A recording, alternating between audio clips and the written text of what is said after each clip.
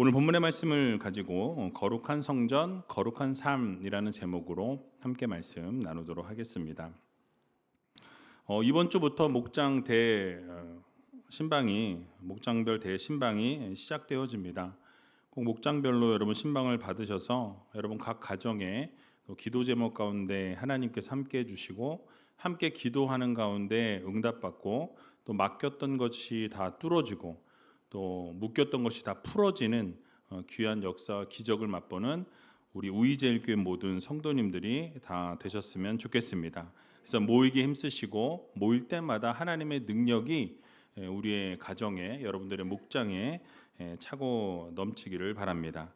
늘 말씀드렸지만 식사하는 시간 외에는 물만 준비해 주셔도 되니까 부담스럽게 여러 가지 준비하지 마시고 좀 가볍게 물만 정말 준비해 주셔도 정말 괜찮습니다. 그러니까 너무 여러분들 신경 쓰지 마시고 예배 드리는 데만 좀 집중해 주시면 감사하겠습니다.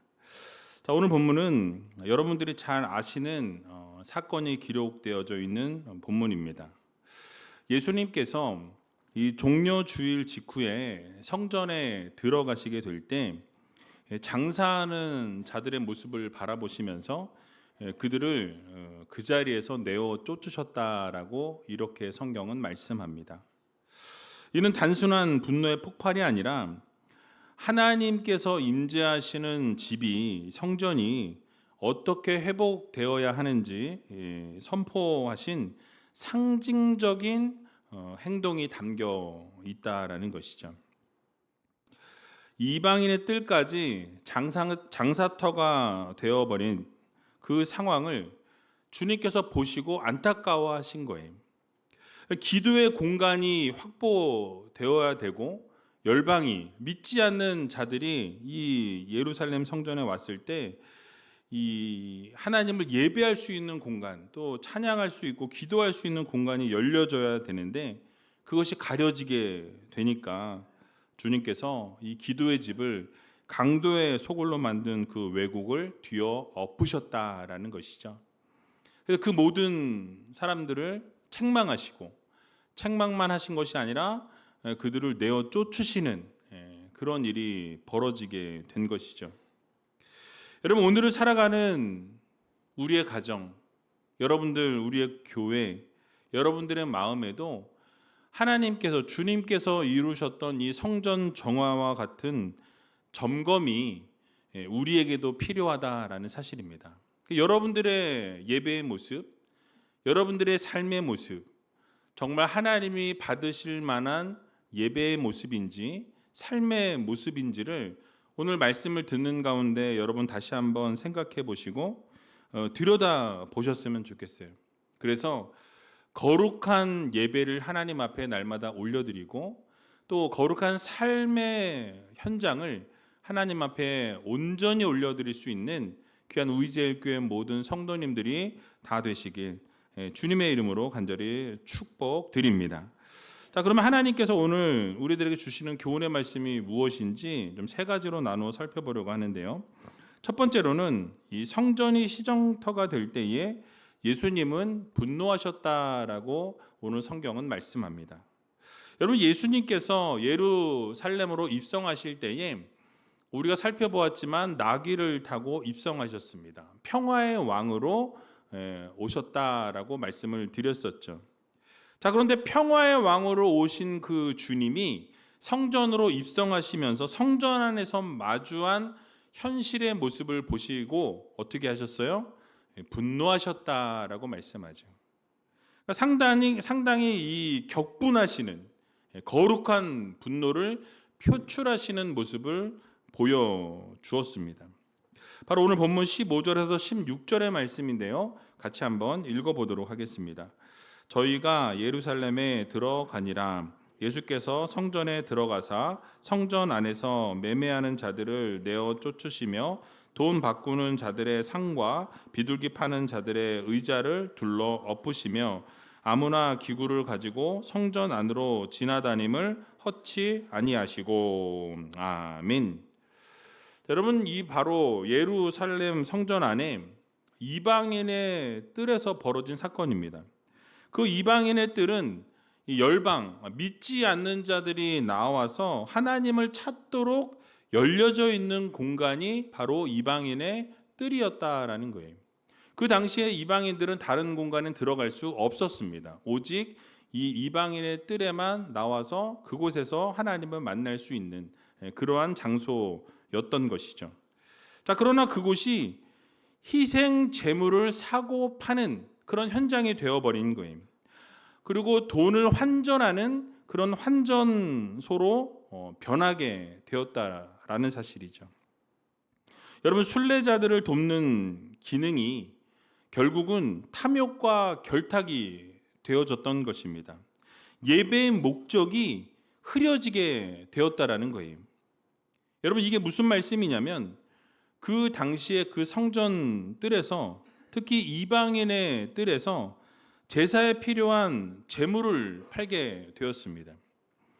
예루살렘 성전 멀리서부터 예루살렘으로 예배를 드리기 위해 오는 사람들에게는 이 제사에 필요한 제물을 가지고 오는 것이 쉬운 일이 아니었다라는 거예요. 왜 그러냐면 그 동물을 끌고 오는 과정 가운데 거추장스러울 수도 있고요. 또 먼 곳에서부터 이 제물을 가져오다 보니까 흠집이 나거나 오는 도중에 병이 들거나 또는 다칠 경우에는 그 제물을 하나님 앞에 드릴 수 없었다라는 거예요. 그러니까 완전하고 온전한 것만 하나님 앞에 드릴 수 있었기 때문에 먼 곳에서부터 동물을 가져오게 될 때, 제물을 가져오게 될 때 흠집이 나게 되면 이 율법에 따라 하나님 앞에 드릴 수 없었던 것이었습니다. 그러니까 제사를 드리지 못하는 상황이 벌어지게 되니까 어떻게 합니까? 그들이 돈을 가지고 와서 성전에서 제물을 사게 되는 일들이 벌어지기 시작했다라는 거예요. 그러다 보니까 성전 안에서 이 제물을 사고 팔 수밖에 없는 상황이 펼쳐지게 된 것이죠. 자, 게다가 유대인 남성들은 매년 성전세를 하나님 앞에 드려야 하는 율법이 정해져 있었습니다. 이 성전세는 이 로마 화폐가 아닌 이 두로라는 지역의 특정 화폐로만 성전세를 낼 수 있었다라는 것이죠.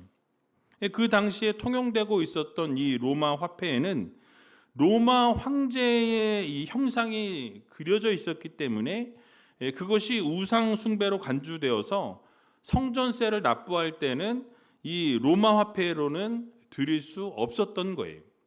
그러니까 어떻게 하겠습니까? 로마 화폐가 통용되고 있었으니까 그것을 가지고 성전에 와서 이 두로라는 지역의 특정 화폐로 환전해야 되는 그런 상황이었던 것이죠. 따라서 성전세 납부를 위해서 일반 화폐를 가지고 와서 성전에서는 통용되어지는 화폐로 바꾸는 그 환전상의 역할이 반드시 필요한 그런 상황이었습니다. 필수적이었다라는 거예요. 여러분, 그런 상황이 되다 보니까 재물을 팔던 상인들과 또 환전을 해주는 그 환전상들이 이 재물과 이 화폐의 가격을 자기 마음대로 조정을 하게 되는 거예요. 자기 마음대로 정하게 됩니다. 어떻게 정할까요? 더 비싸게 받게 되고 더 비싸게 팔았다라는 거예요. 시장에 팔고 있는 시장 가격보다 훨씬 비싸게 되었고, 환전을 할 때 그 환전 수수료 역시 매우 높았다라는 것이죠. 그래서 멀리서 온 순례자들은 선택의 여지가 없었다라는 거예요. 그냥 이들이 정해놓은 부당한 가격에 그냥 그 책정되어진 가격을 지불할 수밖에 없는 그런 상황이었던 것입니다. 예수님께서 이러한 부당한 착취의 현장을 목격하신 거예요. 그 현장을 바라보게 되신 것입니다.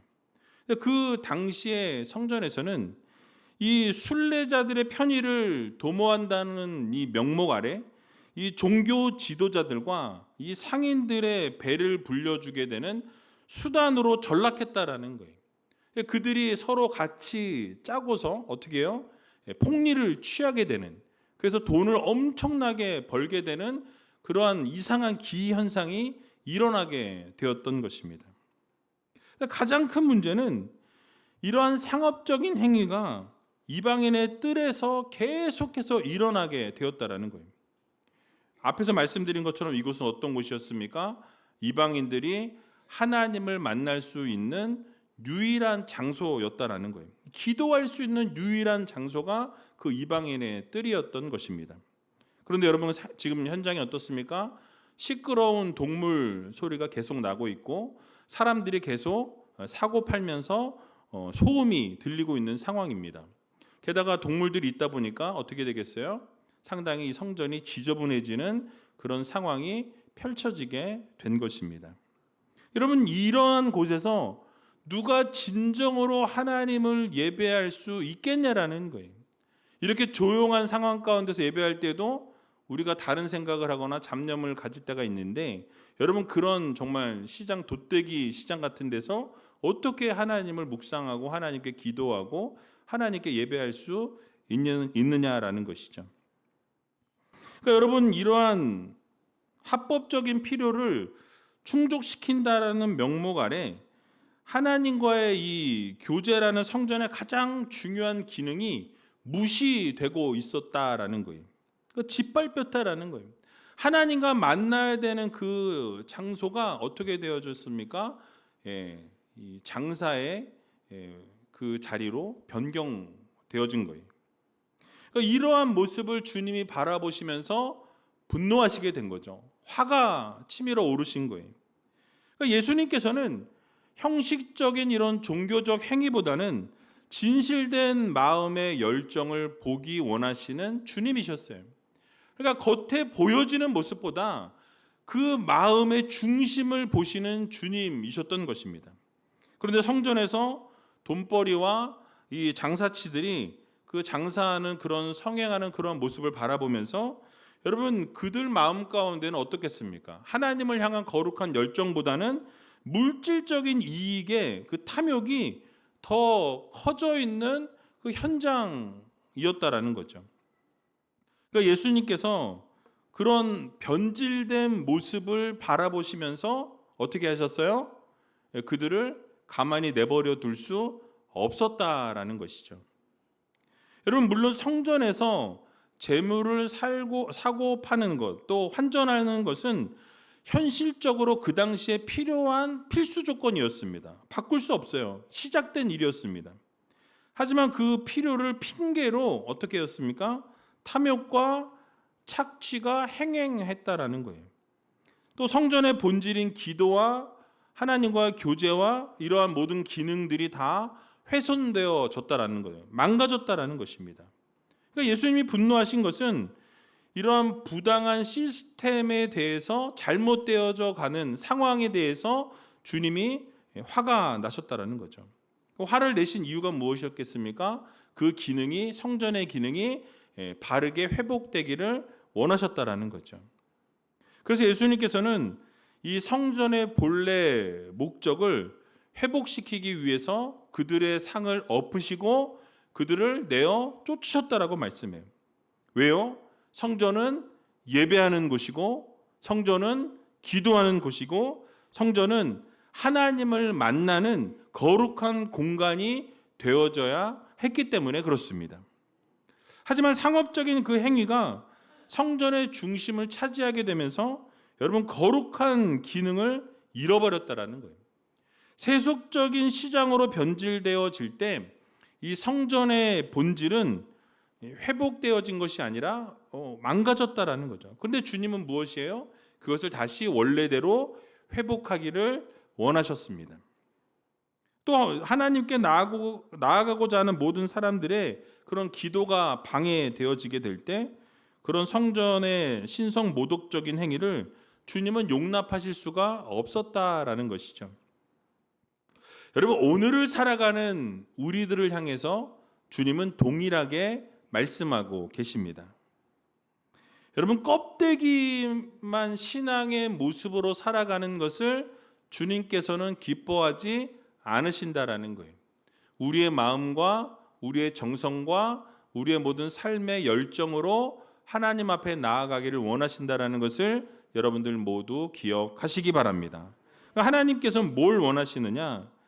형식적이고 어쩔 수 없이 하는 예배라 이 자리에 앉아 있는 것을 기뻐하시는 분이 아니시고, 여러분, 하나님은 인격적인 교제를 나누기 원하신다라는 거예요. 여러분들이 하나님 앞에 부르짖고 기도하기를 원하신다라는 것입니다. 신령과 진정으로 드려지는 예배를 받으시기 원하신다라는 거예요. 그래서 진정한 영적 공동체로 거듭나기를 주님께서는 기다리고 계신다라는 거예요. 여러분, 이 사실을 마음에 새기시면서 본질에서 여러분 벗어나지 마시고, 우리가 예배하러 올 때 정말 하나님을 진정으로 만나고자 하는 그 마음을 가지고 이 자리에 나오셔서 하나님께 모든 초점을 맞추고 집중해서 예배 드리게 될 때 결국 온전하고 바른 예배를 하나님 앞에 올려드림을 통해서 하나님이 그 받으실 만한 예배를 드리시고, 그 한 사람의 예배자가 바로 저와 여러분들이 다 되시길 주님의 이름으로 간절히 축원드립니다. 두 번째로는 성전을 청결케 하시는 주님의 열심에 대해서 오늘 성경은 말씀합니다. 예수님께서 상을 엎으셨고 또 매매하는 자들을 쫓아내셨다라고 말씀을 들었습니다. 그 물건을 나르는 것까지도 금지시키셨다라고 이렇게 말씀하죠. 그러면서 뭘 외치셨습니까? 오늘 본문 17절의 말씀인데요. 같이 한번 읽어보겠습니다. 이에 가르쳐 이르시되 기록된 바 내 집은 만민의 기도하는 집이라 칭함을 받으리라고 하지 아니하였느냐. 너희는 강도의 구려를 만들었도다 하시매. 아멘. 여러분, 지금 예수님께서는 이 거룩한 성전이 되어야 되는데 그 거룩한 성전이 아니라 시장터가 되는 것에 대한 거룩한 분노를 표출하셨다라는 것이죠. 그리고 성전을 정화시키셨습니다. 이러한 예수님의 성전 정화 사건은 단순한 어떤 물리적인 행위가 아니라 우리 각자의 삶과 또 마음속에 쌓여있는 불필요한 것들을 제거하라는 주님의 메시지라는 거예요. 강력한 메시지가 담겨 있다라는 것이죠. 그러니까 우리가 하나님을 예배하러 올 때에도 동일하다라는 거예요. 이곳에 뭐 상점이 차려져 있고 뭐 환전소가 있는 것은 아니지만 우리가 어떠한 마음과 어떠한 정성을 가지고 하나님을 예배하는가를 하나님이 지켜보고 계신다는 거예요. 그래서 여러분, 이 오늘 17절의 말씀은 사실 구약 성경의 두 구절을 인용한 주님의 말씀입니다. 이사야 56장 7절을 보게 되면 이렇게 말씀하는데요. 같이 한번 읽어보겠습니다. 내가 그를 나의 성산으로 인도하여 기도하는 내 집에서 그들을 기쁘게 할 것이며 그들의 번제와 희생은 나의 단에서 기꺼이 받게 되리니 이는 내 집은 만민의 기도하는 집이라 일컬음이 될 것임이라. 아멘. 여러분, 이 말씀은 뭘 이야기하냐면 하나님께서 이스라엘 백성으로부터만 예배를 받으실 것이 아니라 이제 앞으로는 이방인들로부터도 예배를 받으시고 찬양을 받으시겠다라는 거예요. 그래서 그들을 당신의 성전으로 인도하시겠다라는 이 예언의 말씀인 것입니다. 그래서 그들을 통해서 너희들뿐만이 아니라 이제는 이방인들로 하여금 예배하게 하고 찬양하게 하고 기도하게 해서 그들의 모든 예배를 내가 받게 될 것이다 라고 예언하고 계신 거예요. 그러니까 성전의 본래 목적은 무엇입니까? 이 유대인이나 이방인이나 구별할 것 없이 모두가 하나님을 찾고 예배하게 될 때 그 예배하고 찾는 모든 자들을 하나님은 어떻게 하신다? 만나 주신다라는 거예요. 만나 주시고 위로해 주시고 복을 주시고 은혜 주시고 또 구원까지도 허락해 주신다는 사실을 여러분들 모두 믿으시기 바랍니다. 그래서 그렇게 하나님과 만나는 거룩한 장소가 바로 성전이어야 한다라는 것을 말씀해 주고 있는 거예요. 또 예레미야 7장 11절의 말씀을 보면 또 두 번째 인용구가 있는데요. 같이 한번 읽어보겠습니다. 내 이름으로 일컬음을 받는 이 집이 너희 눈에는 도적의 구렬로 보이느냐? 보라, 나 곧 내가 그것을 보았노라. 여호와의 말이니라. 아멘.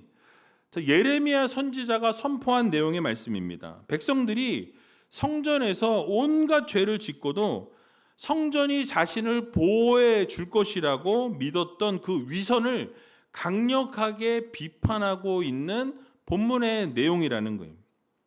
여러분, 그들은 성전이라는 거룩한 이 장소를 통해서 자신들이 죄를 지었던 그것을 숨기는 강도의 소굴로 만들었다라는 것이죠.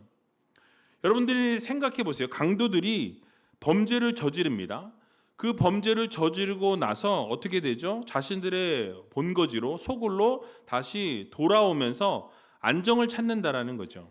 그러니까 내가 죄를 지었지만 다시 자신들의 소굴로 돌아오게 될 때 그곳에서 안정을 찾는 것처럼 성전에서도 죄를 짓고 난 이후에 예배만 드리면 용서받을 수 있다라는 생각을 한 거예요. 그러니까 예배를 드리기만 하면 내가 죄를 지어도 예배 가운데 앉아 있으면서 그 안정을 누림과 동시에 무엇입니까? 죄를 용서받았다라고 생각하는 거예요. 착각했다라는 것이죠. 진정한 회개가 없이, 진정한 예배가 없이 그저 그 자리만 차지하게 되면 나의 모든 죄가 용서받을 것이라는 착각 속에 빠져 있었던 것을 주님께서 어떻게 하신 거예요? 지적하고 계신다라는 것입니다. 여러분, 이 두 구절을 통해서 예수님께서 이 두 구절을 인용하신 이유는 너무나 명확합니다. 성전은 이방인들을 포함한 모든 사람들을 만나는 기도하는 장소가 되어야 한다는 것을 주님이 강조하고 계신 거예요. 당시 종교 지도자들과 이 상인들은 어떠했습니까? 자신들의 탐욕을 채우기 위해서 그 성전을 변질시켰다라는 거죠. 하나님과의 진정한 교제는 성전에서 사라지게 되었습니다. 율법이라는 이름 아래 가난한 사람들을 착취하는 그런 일들이 성행하기 시작했다라는 거예요. 그래서 부를 축적하는 그러한 장소가 되었다라는 이 사실을 주님께서는 어떻게 하신 거예요? 신랄하게 비판하시고 그들에게 경고의 메시지를 명확하게 주고 계신다라는 것이죠. 여러분, 이를 통해서 우리 예수님께서 오늘을 살아가는 우리들에게 허락해 주시는 교훈의 말씀이 무엇입니까? 그러니까 형식적인 우리의 신앙생활 역시도 지금 돌아보아야 한다라는 경고의 메시지를 주고 계시는 거예요. 여러분, 겉으로는 거룩해 보여요. 모두가 성경책 들고 이 자리에 앉아서 예배 드리면서 하나님의 임재를 경험한다고 하면서 찬양하고 예배하는 그 겉모습을 볼 때는 여러분 너무나 거룩해 보인다라는 거죠. 모두가 다 거룩해 보여요. 그런데 속으로는 어떻습니까? 우리의 생각이나 우리의 그 마음은 탐욕으로 가득 차 있고 이 이기심으로 가득 차 있는 그 위선을 지적하고 계신다라는 것이죠. 그러니까 오늘을 살아가는 우리들에게도 동일하게 주님은 말씀하고 계십니다. 주일 예배에 참석하고 헌금을 드리고 찬양을 하고 기도를 하고 종교적인 의무를 너희가 다 하고 있다고 생각하지만 정작 우리의 마음속에는 세상적인 욕망과 그 탐심이 여전히 가득 차 있다라는 것을 우리는 생각해 보아야 한다라는 거예요. 여러분, 예수님께서는 우리의 신앙을 겉으로 판단하시는 분이 아니십니다. 행위로 판단하시는 분이 아니세요. 진정으로 하나님을 향한 진실된 마음이 있느냐를 주님은 보시기 원하신다라는 거예요. 여러분, 그래서 그 모습과 그 삶의 현장을 하나님께서는 보길 원하신다고 우리에게 가르쳐 주고 계신 거예요. 그래서 우리의 마음이 성전을 향해 나아오게 될 때 여러분, 정말 우리가 만민이 기도하는 집이 바로 이 성전이라고 생각하고 나오고 있는지, 아니면 여전히 죄악과 탐욕과 숨겨져 있는 그 강도의 구렬이라고 생각하고 나오는지 우리 스스로 우리 자신을 들여다보고 질문해 보아야 한다는 것이죠. 여러분, 또 한 가지는 교회 공동체에 대한 중요한 교훈도 주고 계십니다. 여러분, 교회가 무엇입니까? 교회는 건물을 상징하지 않아요. 물론 우리가 이 건물을 교회라고 이야기하지만 진정한 교회는 무엇입니까? 바로 여러분 한 분 한 분이 바로 교회라는 거예요. 그러니까 여러분, 그리스도인들의 공동체가 교회라고 말씀합니다. 너희는 지어져가는 성전이라고 말씀하세요. 그러니까 이 공동체는 세상의 이익을 추구하는 공동체가 아니라는 거예요. 여러분, 그러한 기업이나 그러한 조직이 되어서는 안 된다라고 우리들에게 말씀해주고 있는 것입니다. 교회가 물론 교인들의 편의를 위한다라는 명목으로 세상의 어떤 기준으로 움직여질 수는 있어요.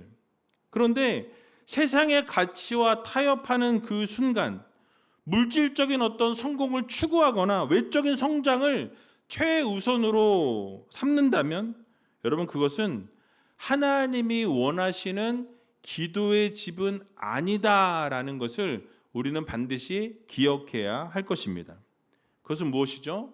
강도의 구렬이 될 수 있다라는 거예요. 여러분, 교회의 본질은 무엇입니까? 하나님과 만나는 장소예요. 또 세상에 하나님의 복음을 증거하는 교회가 진정한 교회라고 우리들에게 말씀해주고 있습니다. 그러므로 우리 모두가 우리 마음속에 있는 탐심, 여러분들의 마음속에 있는 이기심, 또 누군가를 향한 미움이 있다면, 또 혹시 원망하는 마음, 불평하는 마음이 있다면 여러분, 그 모든 것을 예수님이 그 모든 것을 다 내어 쫓으셨던 것처럼 오늘 이 자리에서 그 모든 것들을 쫓아내시기 바랍니다. 만민이 기도하는 집은 결국 우리의 마음속에 세워져야 할 거룩한 성전이라는 것을 여러분들 모두 마음에 새기시고, 형식적인 신앙생활을 이제는 내려놓고 진정으로 하나님을 예배하고 진정으로 하나님을 찬양하고 진정으로 하나님 앞에 온전한 삶을 올려드릴 수 있는 저와 여러분들이 다 되시길 주님의 이름으로 간절히 축원드립니다. 마지막으로 참된 성전의 중심이신 예수 그리스도에 대해서 말씀하고 있어요. 오늘 본문 18절과 19절의 말씀을 같이 한번 읽어보도록 하겠습니다. 대제사장들과 서기관들이 듣고 예수를 어떻게 멸할까 하고 꾀하니 이는 무리가 다 그의 교훈을 기이 여김으로 그를 두려워하밀러라. 매양 저물매 저희가 성 밖으로 나가더라. 아멘. 여러분, 예수님의 이러한 바른 가르침들은 그 당시 종교적이고 정치적인 기득권층이었던 이 대제사장들과 서기관들에게는 큰 위협이 되었다라는 사실이. 그래서 이 성전 정화 사건은 그들의 권위와 그의 부의 원천에 정면으로 도전하는 그런 행위였다라는 것이죠. 그러니까 그들이 어떻게 됩니까? 예수님을 그러면 이제 우리에게 큰 위협이 되고 정면으로 도전하고 있으니 저를 어떻게 죽일까를 논하기 시작했다라는 거예요. 그를 어떻게 멸할까 계획을 세우기 시작했다라고 말씀합니다. 하지만 예수님을 그들이 즉시 체포하거나 그를 잡지 못했던 이유가 무엇이었어요? 무리가 다 그의 교훈을 기이 여겼다라고 말씀하면서 다 두려워했다라고 말씀해요. 여러분, 이 말씀이 무엇입니까? 결국 예수님의 가르침은 권위가 있었다라는 거예요. 능력이 있었다라는 것입니다. 놀라웠다라는 거예요. 그의 가르침에 모두가 다 놀랐고 은혜를 받았다라는 거죠. 그러다 보니 백성들이 예수님을 따르게 되었고 그 말씀에 감동했다라는 거죠. 근데 그런 감동을 하게 되니까 수많은 지지자들이 생겼다라는 거죠. 많은 백성들이 지지를 받았던 예수님을 향해서 이 대제사장들과 서기관들이 함부로 행동할 수 없었던 것입니다. 여러분, 이를 통해서 우리가 깨달을 수 있는 교훈이 있는데요. 무엇입니까? 바로 사람을 두려워하는 것이 아니라 누구를 두려워해야 돼요? 하나님을 두려워하는 성도들이 되어야 한다라고 우리들에게 교훈해주고 있는 것입니다. 여러분, 대제사장들과 서기관들은 뭐라고 있습니까? 사람의 눈치를 보고 있었다라는 거예요. 그러니까 사람의 눈치를 보면서 예수님을 두려워했다라고 말씀하죠. 그러나 예수님 어떠했습니까? 사람들의 시선을 의식하지 않았다라는 거예요. 그들의 위협에도 주님은 흔들리지 않으셨다라고 말씀합니다. 오직 예수님께서는 뭘 두려워했어요? 하나님의 뜻을 이루지 못하는 것을 두려워하셨다라는 거예요. 그러니까 하나님의 뜻을 이루는데 주님은 더 집중하셨다라는 거예요. 하나님이 주신 사명에 최선을 다하기 위해 열정과 열심으로 나아가는 아버지 하나님의 그 사랑을 깨닫는 그 모습으로 나가셨다라는 거죠. 여러분, 이 말씀은 우리에게도 동일하게 적용되어집니다. 여러분, 우리는 종종 사람들의 시선을 의식한다라는 거예요. 우리를 어떻게 생각할까? 나를 어떻게 바라볼까? 이러한 것에 우리의 에너지를 다 쏟아버리는 그런 경우들이 많이 있는 것을 보게 됩니다. 그러니까 사회적인 시선이나 이 관계의 문제 때문에 혹시라도 불이익을 당할까 봐 여러분 두려워하는 것을 보게 되죠. 특별히 한국적인 상황에서는 주변의 시선을 상당히 의식하거나 또 남들의 판단에 너무 집중하게 되는 것을 우리는 보게 됩니다. 그러나 예수님께서는 사람을 두려워하지 않으셨다라는 거예요. 하나님을 두려워하는 삶을 사셨던 것을 우리는 기억해야 할 것입니다. 즉 하나님의 뜻을 최우선에 두는 삶을 사셨다라는 거예요. 여러분, 우리의 삶도 어떻게 합니까? 사람의 시선을 의식하는 삶이 아니라 하나님을 두려워하고 하나님의 시선을 의식하고 하나님을 기쁘게 해드리고 하나님의 뜻을 이루기 위해서 최선을 다하는 성도들이 되어야 할 것입니다. 우리의 삶은 결국 하나님의 뜻을 이루는 삶이 되어져야 한다라는 거예요. 결국 우리는 이 세상 살아가면서 무엇에 집중하며 살아가야 하는지 깊이 생각해 보아야 할 것입니다. 여러분, 우리는 지금 무엇을 예배하고 있습니까? 혹시 우리 마음 가운데 물질이나 성공이나 누군가로부터 인정을 받는 삶이나 그런 습관적인 어떤 신앙생활에 점령을 당한 삶을 살고 계시지는 않으십니까? 우리는 오늘 이 자리에서 우리 마음속에 있는 이 강도의 소굴을 예수님의 이 능력과 권세로 깨끗하게 뒤집을 수 있는 믿음의 성도들이 되어야 할 것입니다. 그래서 우리의 삶이 오직 하나님만을 예배하는 거룩한 성전으로 거듭나야 한다라는 거예요. 회복되어야 한다라는 것입니다. 그럴 때 우리는 진정한 평안과 기쁨을 누리게 될 것입니다.